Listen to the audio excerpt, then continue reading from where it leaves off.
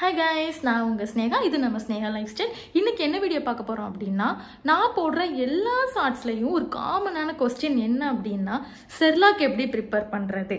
ஆமாங்க, இன்னைக்கு நான் வந்து எப்படி செர்லாக் ப்ரிப்பேர் பண்றது அப்படிங்கற பத்தி தான் இந்த வீடியோல நான் வந்து செஞ்சு காட்ட போறேன். நீங்க இப்போதான் என்னோட சேனல் ஃபர்ஸ்ட் டைம் பாக்குறீங்க அப்படின்னா மறக்காம சப்ஸ்கிரைப் பண்ணி வச்சுக்கோங்க. வாங்க வீடியோக்குள்ள போலாம். நான் சரித்ராக்கு எப்போ செர்லாக் கொடுக்க ஸ்டார்ட் பண்ணேன் அப்படின்னா 6th மந்த் ஸ்டார்ட் ஆகி ஒரு 15 டேஸ்க்கு அப்புறம் தான் நான் வந்து செர்லாக் கொடுக்க ஸ்டார்ட் பண்ணேன். அதுவும் 2 டைம்ஸ் கொடுப்பேன். காலையில் ஒரு தடவை, அதுக்கப்புறம் ஈவினிங் ஒரு தடவை, 2 டைம்ஸ் நான் வந்து செர்லாக் கொடுப்பேன். சரி வாங்க நம்ம எப்படி ப்ரிப்பேர் பண்ணுறதுன்னு பார்க்கலாம். ஃபர்ஸ்ட் இந்த மாதிரி ஒரு பவுல் எடுத்துக்கோங்க. இதில் தான் நம்ம வந்து எல்லாத்தையும் போட்டு மிக்ஸ் பண்ண போகிறோம். ஸோ இந்த மாதிரி ஒரு பவுல் எடுத்துக்கோங்க. இந்த கப்பு ஃபுல்லாக நான் வந்து அரிசி எடுத்திருக்கேன். ஸோ ஒரு கப் அரிசி நம்ம வந்து ஃபஸ்ட்டு வந்து ஒரு கப் அரிசி. இந்த ஸ்பூனுக்கு நான் வந்து 2 டேபிள் ஸ்பூன் வந்து கடலைப்பருப்பு எடுத்துக்கிறேன். நான் வந்து இந்த ஸ்பூனுக்கு 2 டீஸ்பூன் வந்து நான் வந்து இந்த ஸ்பூனுக்கு 2 டேபிள் ஸ்பூன் வந்து கடலைப்பருப்பு எடுத்துருக்கேன். அதே மாதிரி அதே ஸ்பூன் வச்சு நான் வந்து 2 டேபிள் ஸ்பூன் வந்து துவரம் பருப்பு எடுத்துக்கிறேன்.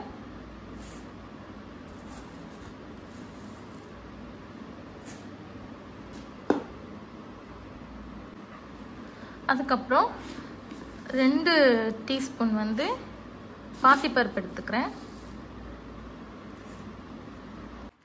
அதுக்கப்புறம் இந்த டேபிள் ஸ்பூனுக்கு நான் 2 டேபிள் ஸ்பூன் வந்து பாசி பயிர் அல்லது பச்சை பயிர்னு கூட சொல்லுவாங்க. அதை வந்து 2 டேபிள் ஸ்பூன் நான் எடுத்துக்கிறேன். அப்புறம் இந்த ஸ்பூனுக்கு 2 டேபிள் ஸ்பூன் வந்து உளுந்து. நீங்கள் வந்து முழு உளுந்துனாலும் சேர்த்துக்கலாம். பட் வந்து ரகன்ட்ட உளுந்து வாங்கிட்டு வர சொன்னேன். அவன் வந்து இந்த மாதிரி உளுந்து வாங்கிட்டு வந்துட்டான். சரி ஓகே, இதையும் சேர்த்துக்கலாம். நம்ம வந்து முழு உளுந்தும் சேர்த்துக்கலாம். அப்புறம் இந்த ஸ்பூனுக்கு 2 டேபிள் ஸ்பூன் வந்து கொள்ளு சேர்க்க போகிறோம். இந்த கொள்ளு வந்து உடம்புக்கு அவ்வளோ நல்லது, அவ்வளோ ஹெல்த்தான நிறைய சத்தான பெனிஃபிட்ஸ் வந்து இந்த கொள்ளில் இருக்குது. பிரகனமே வந்து இடையில டயட்டுக்கு வந்து இந்த கொள்ளு வந்து எடுத்துக்கிட்டான். எப்படி எடுத்துக்கிட்டான்னா, இந்த கொள்ளை வந்து பொடி பண்ணி நல்லா காய்ச்சி அதை வந்து அவன் குடிப்பான். ஸோ வந்து பேபிஸ்க்குமே இது ரொம்ப ஹெல்த்து. இப்போ நம்ம இந்த செர்லாக் வந்து நீங்கள் வந்து தைரியமாக நம்ம பேபிஸ்க்கு வந்து கொடுக்கலாம். ஏன்னா அது எல்லாமே வந்து நம்ம வீட்டில் ப்ரிப்பேர் பண்ணுறது தான். ஸோ வந்து கண்டிப்பாக கொடுக்கலாம். அதுக்கப்புறம் 2 டேபிள் ஸ்பூன் வந்து நம்ம வந்து பாதாம் சேர்த்துக்கலாம். பாதாம் வந்து பிள்ளைங்களுக்கு கொடுக்கலாமா அப்படின்னு வந்து யோசிப்பீங்க. கண்டிப்பாக வந்து பாதாம் வந்து பிள்ளைங்களுக்கு கொடுக்கலாம். ஏன்னா நம்ம வந்து ஊற வைக்க போகிறோம். ஊற வைக்கிறனால நம்ம வந்து பேபிஸ்க்கு கொடுக்கலாம். வயிறு வலி எதுவுமே வராது. நீங்கள் தைரியமாக கொடுக்கலாம். அதுக்கப்புறம் 2 டேபிள் ஸ்பூன் வந்து முந்திரி ஆட் பண்ணிக்கலாம். அதுக்கப்புறம் இது எல்லாத்தையும் போட்டு நம்ம நல்லா வந்து மிக்ஸ் பண்ணிக்கலாம். அவ்வளோதான் காய்ஸ். செர்லாக்கு என்ன தேவையோ அது ஃபுல்லாக நம்ம வந்து ஒரு பவுலில் போட்டாச்சு. என்னன்னா, 1 கப் அரிசி, 2 டேபிள் ஸ்பூன் பாசிப்பருப்பு, 2 டேபிள் ஸ்பூன் துவரப்பருப்பு, 2 டேபிள் ஸ்பூன் கடலைப்பருப்பு, 2 டேபிள் ஸ்பூன் பாசி பயிறு அல்லது பச்சை பயிர், ரெண்டுமே ஒன்று தான். அதுக்கப்புறம் கொள்ளு 2 டீஸ்பூன், பாதாம் 2 டீஸ்பூன், முந்திரி. அவ்வளோதான். இது எல்லாமே போட்டு நம்ம நல்லா மிக்ஸ் பண்ணிட்டோம். இப்போது நெக்ஸ்ட் ஸ்டெப் என்னென்னா, 5 இல்லைன்னா 6 தடவை தண்ணி ஊற்றி இதை நல்லா கழுவி எடுத்துக்கணும். தண்ணி வந்து கண்ணாடி மாதிரி இருக்கிற அளவுக்கு நம்ம வந்து இதை வந்து நல்லா கழுவி எடுத்துக்கணும். சரி, இப்போ நம்ம வாங்க கழுவ போகலாம். நான் வந்து ஃபஸ்ட்டு தண்ணி வந்து அலச போகிறேன். பார்த்தீங்களா, தண்ணி ஊற்றுனோடனே எவ்வளோ அழுக்கு இருக்குன்னு பாருங்கள். இங்கே ஒருத்தன் துடிச்சிட்டு இருக்கான், இங்கே ஒருத்தன் செத்து கிடக்கான், இங்கே ஒருத்தன் முந்திரி மேலே ஏறி படகு சவாரி மாதிரி போயிட்டுருக்கான்.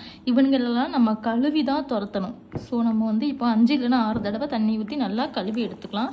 பார்த்தீங்களா, உங்களுக்கு தெரியும் எவ்வளோ அழுக்கு இருக்குன்னு. தண்ணி கலரே மாறிடுச்சு. தண்ணி வந்து நமக்கு கண்ணாடி மாதிரி இருக்கணும். நம்ம தண்ணி ஊற்றணும் அப்படின்னா உள்ளே இருக்கிற அந்த அரிசி பருப்பு எல்லாமே தெளிவாக தெரிகிற அளவுக்கு நம்ம வந்து நல்லா கழுவிக்கணும்.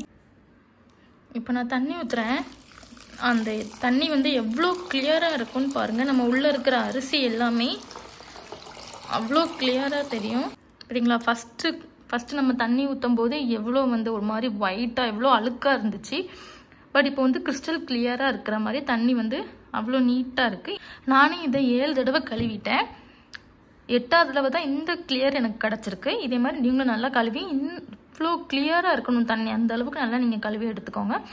இப்போ நம்ம தேவையான அளவு தண்ணி ஊற்றி எல்லாமே முங்குற அளவுக்கு நம்ம தண்ணி ஊற்றி இதை என்ன பண்ணணும்னா ஒரு 5 மணி நேரம் நல்லா ஊற விட்டுறணும். 5 மணி நேரம் இதை எந்த டிஸ்டர்பும் பண்ணாமல் நம்ம நல்லா ஊற விட்டுறணும். 5 மணி நேரம் முடிஞ்சிட்டு இந்த அளவுக்கு எல்லாமே ஊறி இருக்கணும். நம்ம பருப்பு அரிசி இதெல்லாம் தொட்டு பார்க்கும்போதே நமக்கு வந்து நல்லா வந்து ஊறின மாதிரி ஒரு ஃபீல் இருக்கும். இந்த அளவுக்கு நல்லா அது ஊறி இருக்கணும்.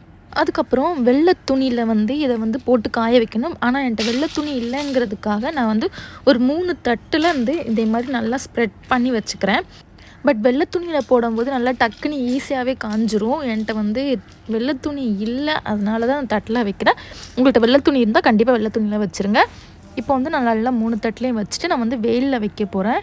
இப்போ எங்கெங்கே வெயில் அடிக்க எல்லாமே மழை தான். இருந்தாலும் காலையில் கொஞ்ச நேரம் ஏதோ அப்படி ஒரு மாதிரி வெயில் எட்டி பார்க்குது. அந்த நேரம் நான் வச்சுட்டு மற்ற நேரம் ஃபுல்லாக நான் ஃபேன் காற்றுல தான் இப்போ வைக்க போகிறேன். நான் வெளியே வெயிலில் வச்சுட்டு நைட்டு எடுத்து நான் வீட்டுக்குள்ளே வச்சுருவேன். இப்போ கோடை மழை வேறு இருக்கிறனால எனக்கு இந்த காயை எவ்வளோ நாள் ஆக போகுதுன்னு தெரியல. எப்படியும் இது 2 or 3 days ஆகும்னு நினைக்கிறேன் காய்கிறதுக்கு.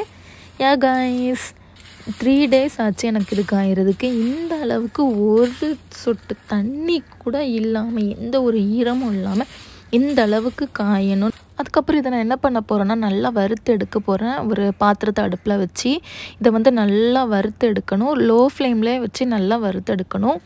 20 நிமிஷம் கைவிடாமல் நல்லா கிண்டிகிட்டே இருக்கணும். அரிசி பருப்பு எல்லாமே ஒரு மாதிரி சலசலன்னு சவுண்டு கேட்கும். அரிசி பொரியிற சவுண்டு கேட்கும். அது வரைக்கும் நம்ம வந்து நல்லா வந்து வதக்கிட்டே இருக்கணும். பாருங்கள், எனக்கு கலர் சேஞ்ச் ஆகிறது உங்களுக்கே தெரியும். இந்த அளவுக்கு கலர் சேஞ்ச் ஆனது ஒரு பாத்திரத்தில் நல்லா ஸ்ப்ரெட் பண்ணி அதை ஆற வைக்கணும். எதுக்கு நம்ம ஆற வைக்கணும், அதுக்கப்புறம் நம்ம மிக்ஸி ஜாரில் போட்டு அரைக்க போகிறோம். சூடோடு அரைச்சோன்னா அது ஒரு மாதிரி இருக்கும். அதனால் வந்து நம்ம நல்லா ஆற விட்டுறணும். இந்த அளவுக்கு நல்லா பாருங்கள், நல்லா ஆறிடுச்சு. எனக்கு கலர்லாம் எப்படி மாறி இருக்கு பாருங்கள். இப்போ நம்ம இதை அரைக்க போகிறோம். நீங்கள் பக்கத்தில் எதாவது ரைஸ் மில் இருந்தால் கூட நீங்கள் கொடுத்து அரைச்சா ரொம்ப நல்லது. பட் இங்கே எங்களுக்கு பக்கத்தில் எங்கேயும் இல்லைங்கிறனால நான் வந்து இப்போ மிக்சிலேயே இதை அரைக்க போகிறேன். மிக்சியில் அரைக்கிறனால இது வந்து ரொம்ப ஃபைன் பவுடராக வருங்கிறது இல்லை, கொஞ்சம் துருன்னு தான் இருக்கும். அதை பற்றி நீங்கள் எதுவும் ஃபீல் பண்ணாதீங்க. பட் உங்களுக்கு ரைஸ் மில் பக்கத்தில் இருந்துச்சு நீங்கள் கொடுத்து அரைங்கன்னா அது ரொம்ப நல்லது. இப்போ நான் இதை கையில் எடுத்து காட்டுறேன் பாருங்கள், எவ்வளோ துருன்னு இருக்குது. இப்படி தான் இருக்கும் மிக்சியில் அரைச்சோன்னா.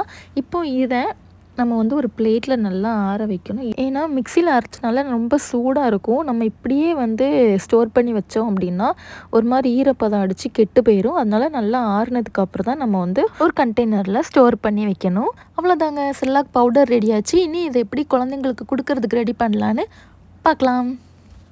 நம்ம ரெடி பண்ண செர்லாக் பவுடர் எடுத்து 1/2 கப் தண்ணி ஊற்றி நல்லா கட்டி விடாமல் கிண்டிகிட்டே இருக்கணும். நம்ம மிக்ஸ் பண்ணதை ஒரு பாத்திரத்தில் மாற்றி கைவிடாமல் கிண்டிகிட்டே இருக்கணும். லோ ஃப்ளேமில் வச்சு ஒரு 15 minutes நல்லா கைவிடாமல் கிண்டிகிட்டே இருக்கணும்.